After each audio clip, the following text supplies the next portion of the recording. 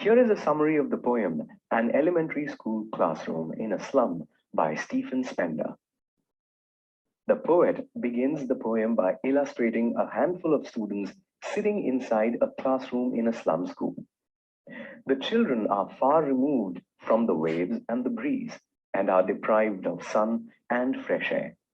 They seem like rootless weeds, thin, weak, and unwanted, with their hair scattered around their pale and colorless faces.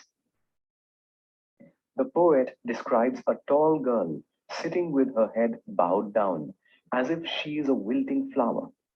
Not far from her, he notices a boy, frail and sickly, seemingly made from paper and with eyes like those of a rat's.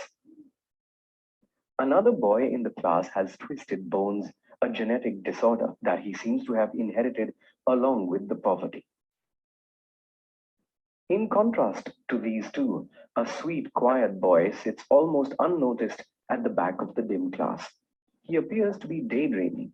The poet imagines that he might be yearning to play freely like a squirrel on a tree, far away from his current boxed-in surroundings.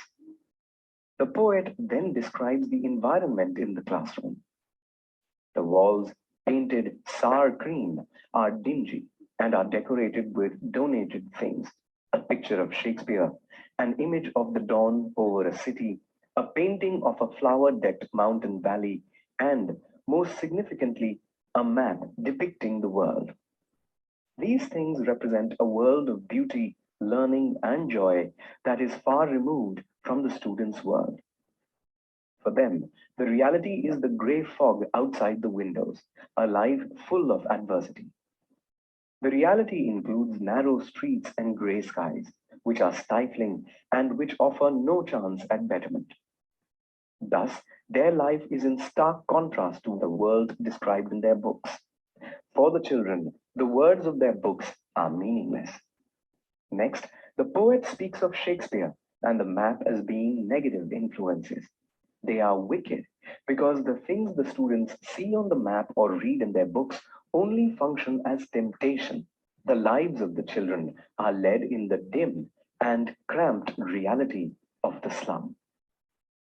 The children of the slum have a deprived existence. They are undernourished with their bones showing through skin. Even the spectacles some children require are made of cracked glass with heavy steel frames. They are forced to meet their needs with substandard and broken things, perhaps those that are discarded by the rich. The poet laments the fact that the existence of these children revolves around foggy slums. He declares in anger that the classroom maps should be covered with slums because most of these children will experience nothing else in their lives. In the end, the poet pleads to the authorities, school governors or inspectors, or even visitors to help these children break out of their limited existence. The children should be allowed to escape the repressive environment of the slum and the narrow windows which have doomed them to a life of misery and deprivation.